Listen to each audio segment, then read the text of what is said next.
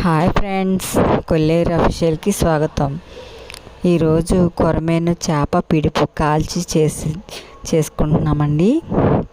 చూసారా, చేప కాల్చుతున్నారు గ్యాస్ మీద, కట్టెల పొయ్యి మీద కాదండి. నేను కట్టెల పొయ్యి మీద మరి కాల్చడానికి మాకు ప్లేస్ లేదని కట్టెల పొయ్యి మీద కాల్చలేదు. 3 కొరమేలు అండి అవి. కాల్చి దాన్ని చేప పైదంతా నీట్గా తీసేసి పులుసు నల్లగా ఉన్నదంతా ఇప్పుడు దాన్ని చేప ఒలుస్తున్నానండి. దాన్ని కొంచెం శుభ్రంగా తీసుకుని దాన్ని మళ్ళీ అందులో ముళ్ళులు రాకోకుండా నీట్గా చేసుకుని తాలింపుకి సామాన్లు చదువుకున్నామండి. జీలకర్ర, వెల్లుల్లిపాయ, కరివేపాకు, పచ్చిమిరకాయలండి. సారీ అండి, నూనెలో వేసేటప్పుడు మీకు చూపించలేదు. నూనె కాగాక మొత్తం అన్నీ మీకు చూపించినట్లుగా జీలకర్ర, వెల్లుల్లిపాయ, పచ్చిమిరకాయ, కరివేపాకు వేసి బ్రౌన్ కలర్ వచ్చేంత వరకు వేపుకొని ఇప్పుడు చేపలను శుభ్రం చేశానండి. శుభ్రం చేసి మొత్తం నూనెలో వేసాను. అది కొంచెం అలా ఫ్రై అయ్యేటప్పుడు ఫ్రై చేస్తున్నానండి. అది అంటుకోకుండా తిప్పుకోవాలి, అడుగంటకుండా. దాంట్లో వేయవలసింది పసుపు 2 స్పూన్లు వేసానండి. కొంచెం కారం 2 స్పూన్లు వేసానండి. కారం,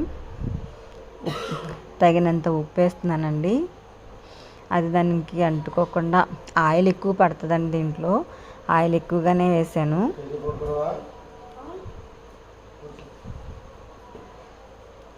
దాంట్లో కొంచెం సాల్ట్ వేసుకుందాం. సాల్ట్ చూసారా, తగినంత సాల్ట్ వేసాను.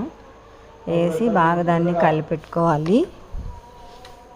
దాన్ని ఫ్రై చేసుకుని మళ్ళీ మూత పెట్టుకుందాం.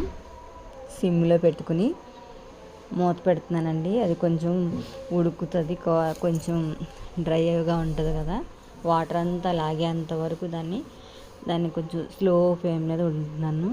చూసారా, కొంచెం ఉడికింది. దాన్ని మళ్ళీ తిప్పి పెడుతున్నాను. అన్నీ సరిపోయినాయి లేదా అని చూస్తానండి. కొంచెం ఇప్పుడు అది అడుగంటుంది కదండి ఎక్కువగాను. అన్నీ ఫస్ట్ వేసినట్టుగానే సరిపోయినాయి, ఇంకా ఏది కూడా వేయలేదు నేను. ఇంకా దాన్ని ఇంకొంచెం ఫ్రై చేయాలి బాగా. ఇప్పుడు ధనియాల పొడి వేస్తున్నానండి. ధనియాలు, జీలకర్ర పొడి ఉంటుంది కదా, అది వేసాను.